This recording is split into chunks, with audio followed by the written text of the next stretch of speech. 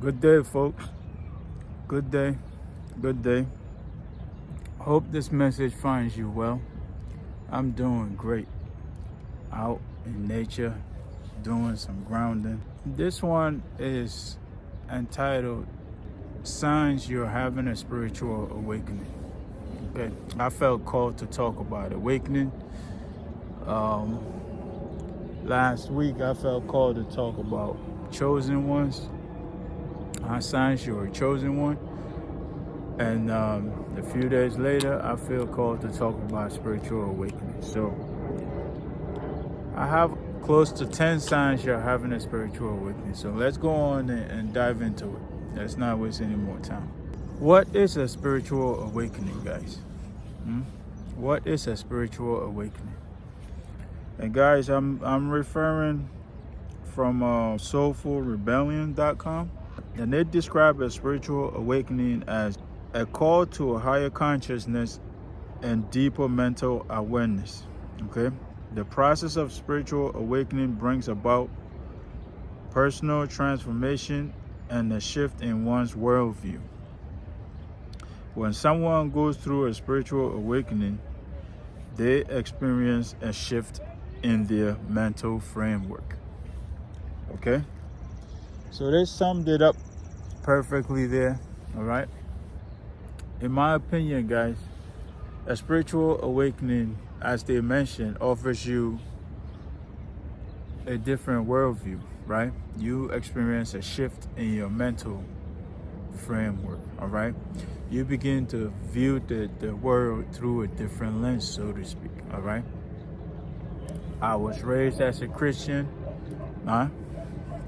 myself, and up until I experienced my spiritual awakening, which happened during the COVID times, I saw the world through a Christian lens, so to speak, okay? But post-awakening, guys, my horizons have broadened, I feel like, okay? My mental awareness has broadened as well, all right? A lot of things have changed for me since I went through a spiritual awakening, all right? Now, I would like to add, before we get into the science, guys, that a spiritual awakening, essentially, in my opinion anyway, is essentially your gateway to freedom, okay?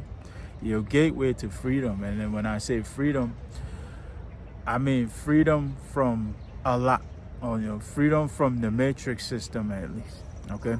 The freedom from the matrix system, because it allows you to free yourself from a lot of things, a lot of restrictions that we have placed on ourselves since birth, right?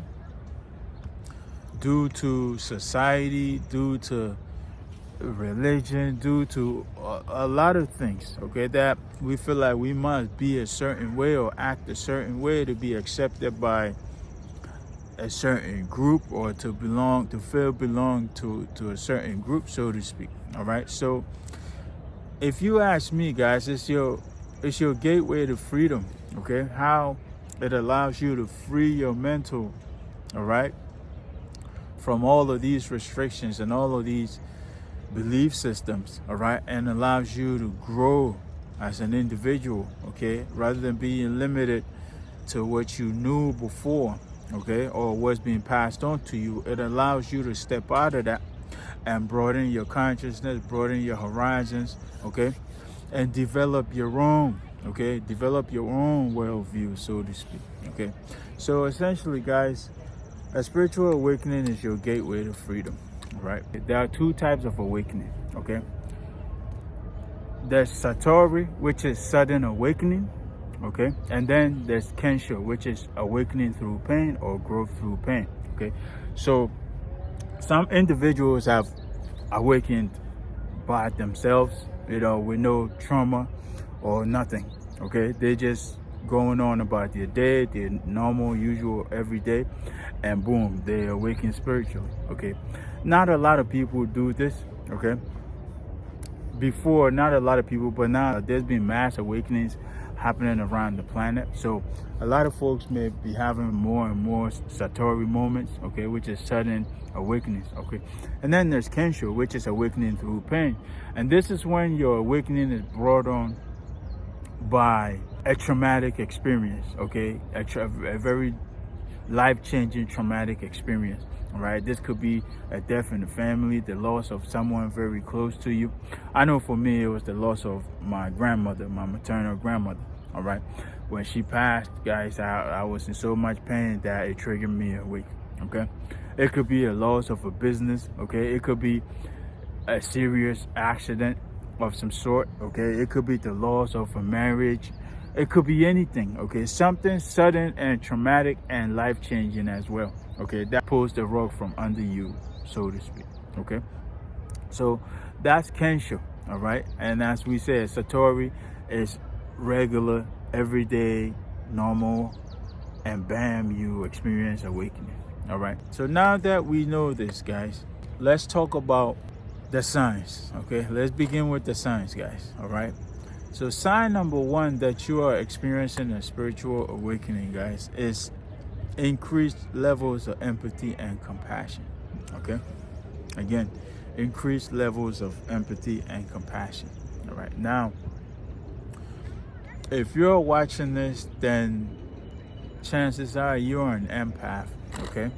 And as empaths, we are already born, okay? Naturally born, we come with very high levels of empathy and compassion, okay? What is empathy, guys? Empathy is the ability to put yourself in someone else's shoes and feel how they're feeling and all of those things, okay?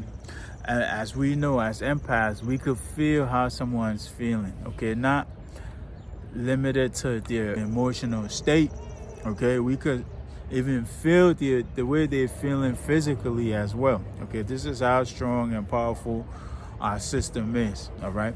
So as I said, we come with very high levels of empathy naturally, and upon experiencing an awakening, we could essentially say this empathy and compassion increases tenfold, okay? We begin to feel or be empathic and compassionate towards all living beings, okay?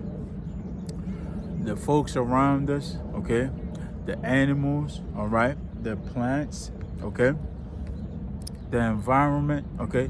We begin to feel deeper levels of empathy towards any and everything around us, okay? Because we start to realize that all these things are life forms, okay? That everything or everyone is a form of life on your own, okay? And that we are interconnected and interdependent at the end of the day, all right? So sign number one, guys, that's very high levels of empathy and compassion, or increased levels of empathy and compassion, all right? Sign number two, guys, is synchronicities. Okay, synchronicities or meaningful coincidences, okay? I guess the best example I can use is, has this ever happened to you when you think about someone or you talk about someone and then shortly thereafter you receive a call or a text from them, or they show up at your door, or one of those things? This is essentially a synchronicity. Okay, this is essentially a meaningful coincidence, all right? And it is, in my opinion, you being so synchronized with the universe, okay? You being so synchronized with the universe, and the universe mirroring this back to you. So it's kind of confirming how you're thinking and how you know, what's your mind, what's going on up here, okay? The universe is confirming that for you, okay? Essentially, guys, you are in an intertwined dance. You are doing a dance with the universe, okay? And the universe is mirroring back to you, okay? exactly how your mind state is, all right? And it's giving you confirmations and all of that, all right? So that's what meaningful coincidences or synchronicities are, all right? You think about something or you talk about something and then it ends up appearing in your reality, okay? We could also look at deja vu moments, okay? Deja vu moments where you feel like you've been there before, or you've had that experience previously and you're reliving it, all right? All these are signs of meaningful or types of meaningful coincidences, all right? Another thing I must add is I know not everybody believes in this angel number phenomenon, all right? But we have these numbers or these series of numbers that begin to show up, okay? Begins to show up in our reality as we awaken, okay? As a confirmation from the universe, all right? Or communication from the universe and our angels and our spirit guides and whatnot, okay? Examples of these numbers are 1111, 111, 222, okay? Now these numbers could be 3 digits, 4 digits, okay? It could also be double digits even, all right? Or sometimes single digits, all right? But the key is that you see that number repeatedly, okay? You will see that number repeatedly, whether it's on billboards, whether it's on clocks, whether it's on your receipt totals or whatever, all right? But these numbers will suddenly begin to appear in your reality repeatedly, okay? As a way to grasp your attention, all right? Now this is communication from the universe, okay? As I mentioned earlier, you are now in alignment with the universe, and the universe is reflecting or confirming that you are in alignment with it, all right? So meaningful coincidences, like I said, not everybody believes in that. Some people believe it's devilish or whatever, all right? But I don't see anything devilish or demonic about it, all right? It's just a natural part of the awakening process, okay? And like I said, these numbers could be in a form of single, double, triple, or quadruple, or even more, all right? Digits, okay? 1111, 222, 333, 444, 555, all the way to 999. And each number or each sequence of numbers also have a specific meaning assigned to it, okay? So they don't just show us these numbers just to show them to us. They show them to us to give us messages, to give us guidance, okay? To give us confirmations, all right? And they could go in sequences also like 1, 2, 3, 4, 10, 10, 11, 11, 12, 12, and so forth and so on. Okay, we could do a whole dive in the angel numbers, all right? But angel numbers or repeating numbers, guys, those are also regarded as forms of synchronicities, okay? Along with the deja vu moments or those meaningful coincidences, okay? The idea here is that these numbers have been part of our reality the entire time. Okay, the numbers have always been there, all right? They may pop up in a license plate in front of you. They may pop up when you're at the store shopping, your receipt total when you buy something, or the change that's due to you, okay? They may show up on your clock. You happen to check the time on your phone, on your watch, whatever, or in your microwave, and these numbers are there randomly, okay? So as I said, guys, the idea is that these numbers have been there all along, okay? These numbers have been there all along, but we weren't aware of them yet, okay? We weren't aware of them. But now that we have awakened, we start to become aware of them, okay? And they are used as a form of communication from the universe, from our spirit guide, from our angels, all right? To confirm, to give us messages, to give us reminders, give us warnings, those type of things, okay? So there, in my opinion, there's nothing demonic about it. There's nothing wrong with seeing those numbers, okay? It's just a way another form of communication, so to speak. Okay, it's a natural part of our awakening process. All right, so that's synchronicities or meaningful coincidences. All right. At number 3 is relationship shifts. Okay, a relationship shifts. Okay, when you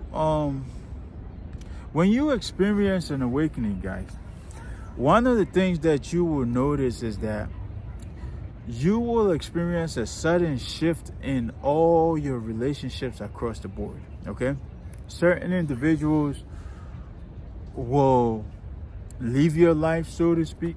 Okay, certain individuals will grow apart from you. Okay, and certain individuals will be brought into your life. All right. In the beginning, it may seem as if you have a problem with some of these individuals, but there's no such thing going on, guys. And this is all a natural part of your awakening process. All right. What's really happening is that some of these relationships are not in alignment with the person you're about to become. Okay.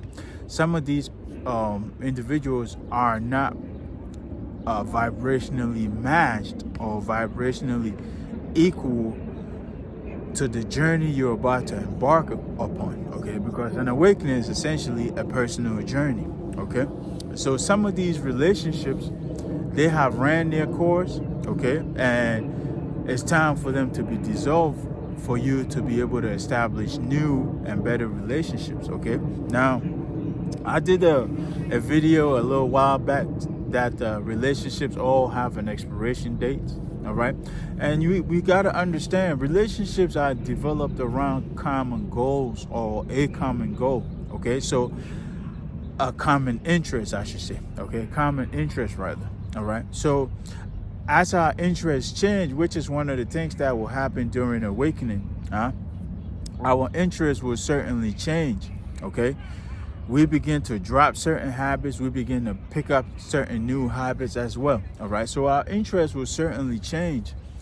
And as these changes happen, it will cause some of our relationship to be dissolved because that interest that solidified that relationship or that common interest that we share with certain particular individuals are no longer there.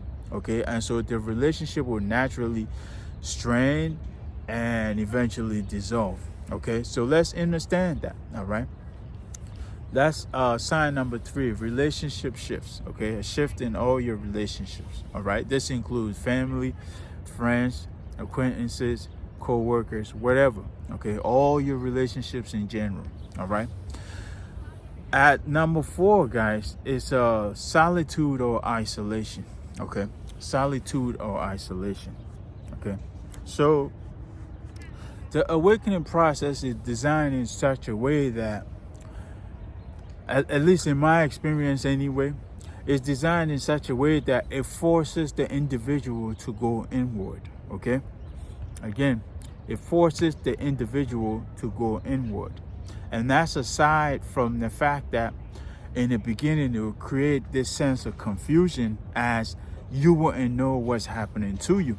Okay? And you may try to seek answers from those around you. Okay, you may talk to friends and family about your experiences, and you will come to realize that they have no idea what's happening to you either. Okay, but that's how we've been programmed to be. Okay, we've been programmed to look outward. Okay, to seek outward for the answers that we need. Okay, but what we should be doing rather is going inward, is looking inward. So what an awakening does, guys, is it forces us inward to look for these answers. Okay, and so as we struggle to understand our experiences, as we struggle to find meaning to what we're going through, we will end up becoming isolated. Okay, we will end up becoming isolated and turning into ourselves for the answers that we need.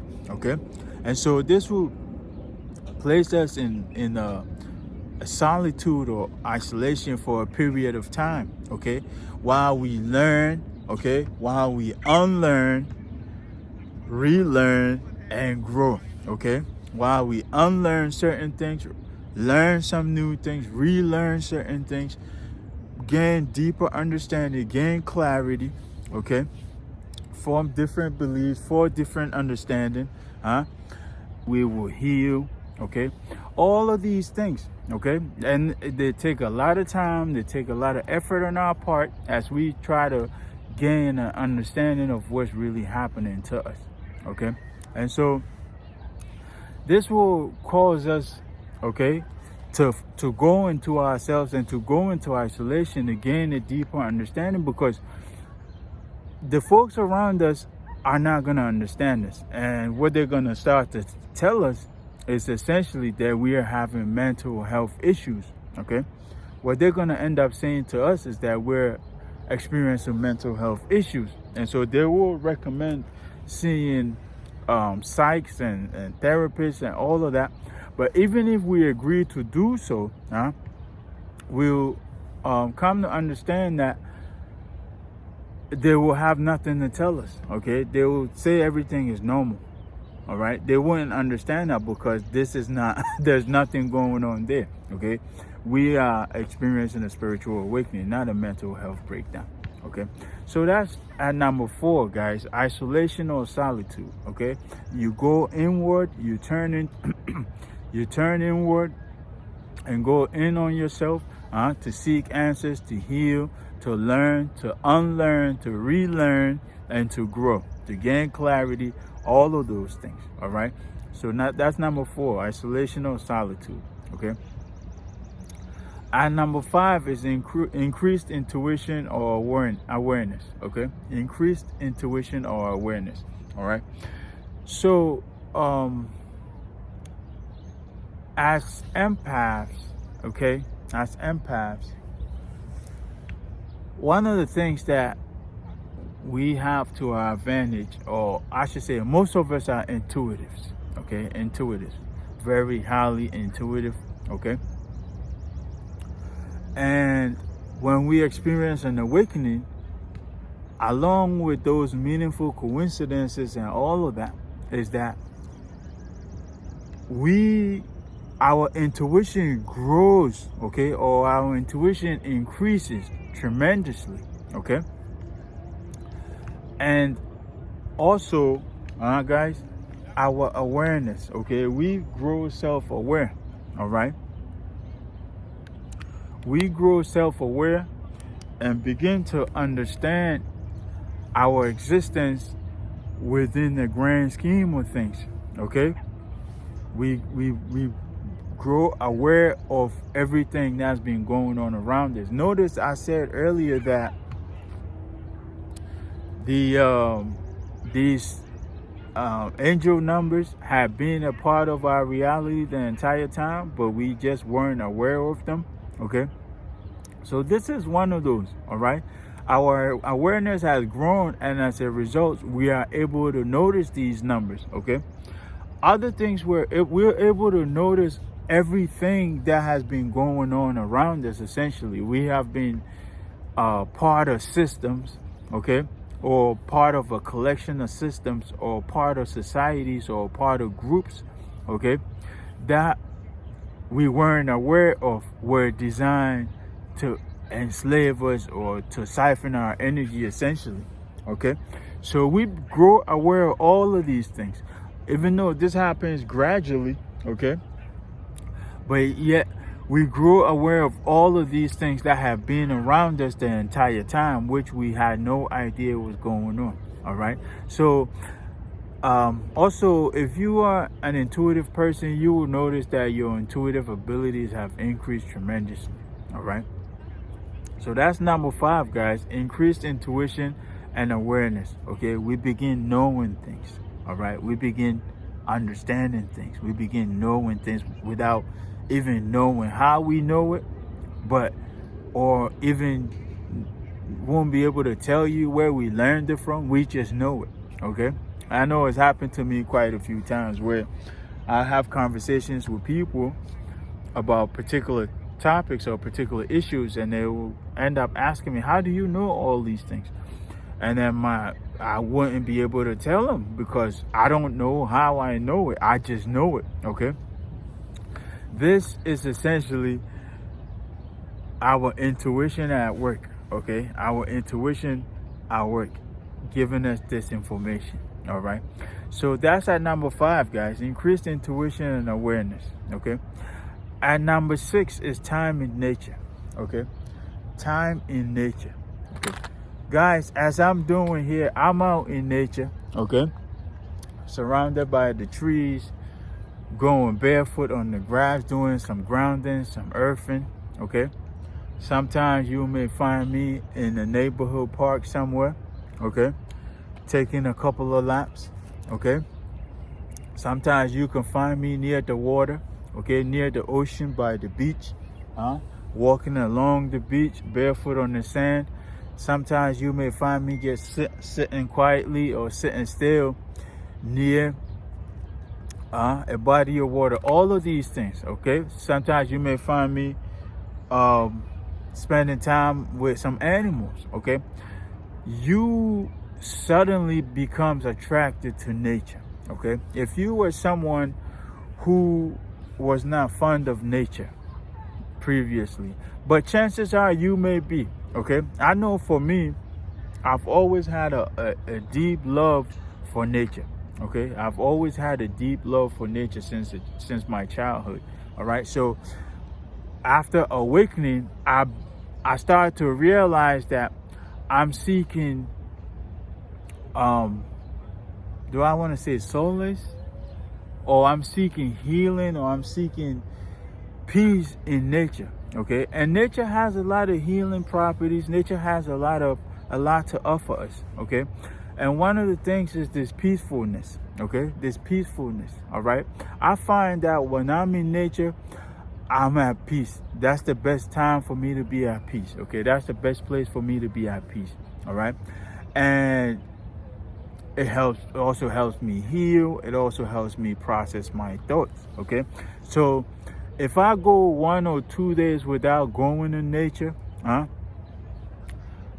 touching trees or any of that stuff, animals, going barefoot on the grass, going barefoot in the sand, playing in the sand and those type of things. If I go 1, 2, 3 days, guys, I start to climb the walls, okay? I start to lose my mind, all right? I turn into a totally different person, okay? I'm essentially pushed out of my comfort zone then, all right? So I could say that nature is my comfort zone. And this is because it we tend to seek comfort in nature, okay? Notice I say we go into this state of confusion as we try to find answers to what's happening to us or what we're experiencing, all right? And so nature helps us with this, all right? Nature helps us understand some of these things, okay?